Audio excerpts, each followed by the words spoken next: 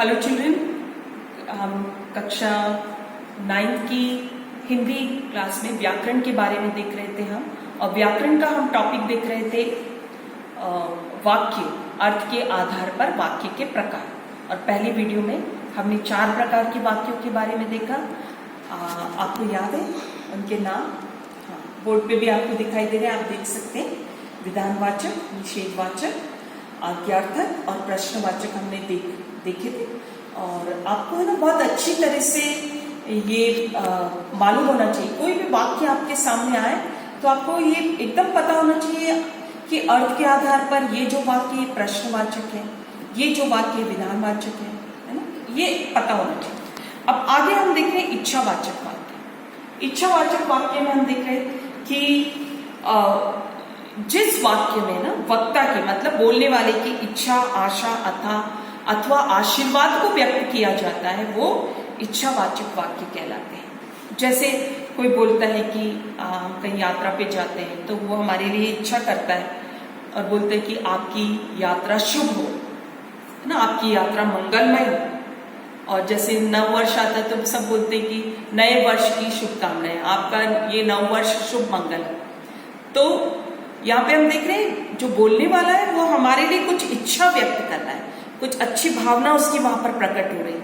आशीर्वाद का भाव भी होता है, जैसे अगर माता पिता के पैर छूते हैं बच्चे तो बोलते हैं माता पिता कि तुम्हारी लंबी आयु हो, चिरंजीवी भाव, इस तरह से उनको आशीर्वाद देते हैं।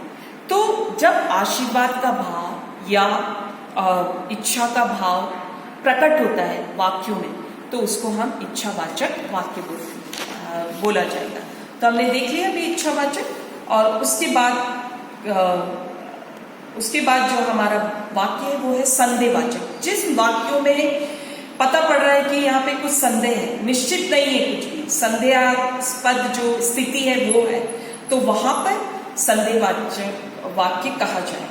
तो जैसे कह रहे कि शायद वह सुधर जाए, है ना, तो यहाँ पर शायद मतलब आज उनको आगे संभावना है कि वो सुधर सकता है, लेकिन संदेह है वहां पर कि सुधरेगा कि नहीं सुधरेगा, है ना। तो शायद कल वर्षा होगी, अभी निश्चित नहीं है कि होगी कि नहीं, हमको संदेह हो रहा है कि होगी या नहीं होगी। तो इस तरह के जहां पर संदेह का भाव है वहां पर संदेहवाचक वाक्य होते हैं। और उसके बाद में हम देखते विस्मयादिबोधक वाक्य। अब जिन वाक्यों में हम विस्मय आदि, इसमें विस्मय आदि, विस्मय के अलावा और भी भाव आए, जैसे विस्मय तो आश्चर्य, हर्ष, शोक, घृणा आदि के भाव आते हैं, उनको विस्मय आदि बोधक वाक्य कहते हैं।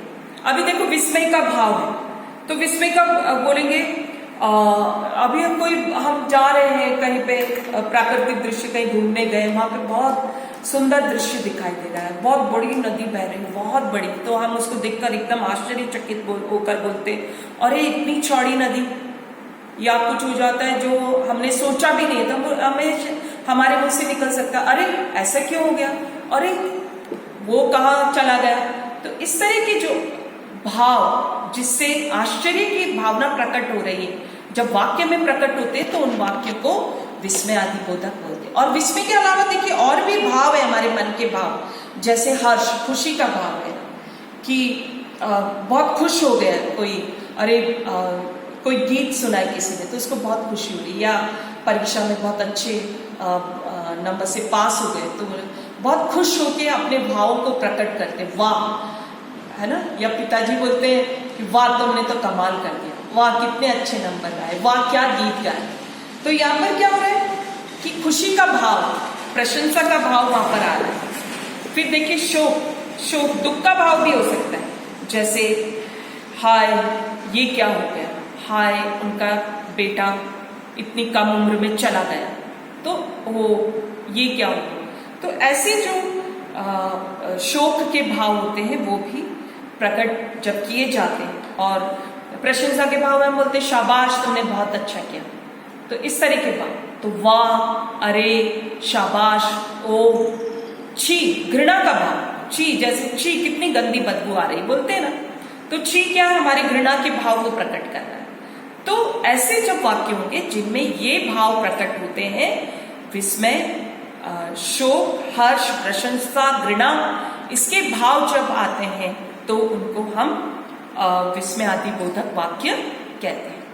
और उसके बाद संकेत वाचक वाक्य। तो अभी हम संकेत वाचक देखते हैं। अभी संकेत वाचक का मतलब हम समझेंगे। संकेत वाचक कि इन वाक्यों में क्या होता है कि कोई ना कोई शर्त रख दी जाती है कि अगर ऐसा होगा तो ऐसा होगा, तो कोई शर्त वहां पे हमको दिखाई देती है। इसको हम शर्तवाची वाक्य भी कहते हैं।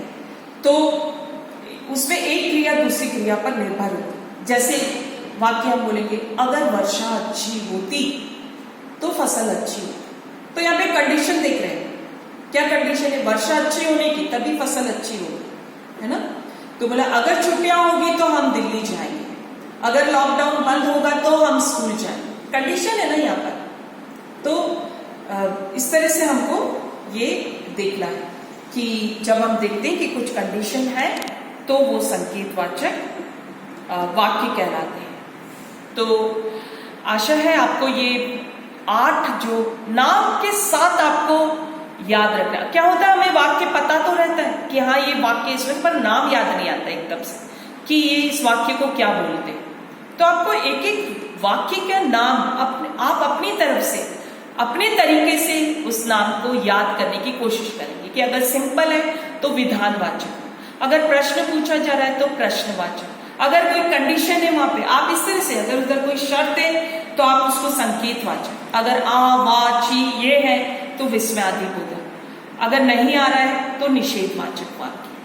तो इस तरह से आपको अपने तरीके से आप सुनते बहुत हैं इन वाक्यों को, लिखते भी बहुत हैं, लेकिन ये किस प्रकार का वाक्य है ये आपको पता होना चाहिए।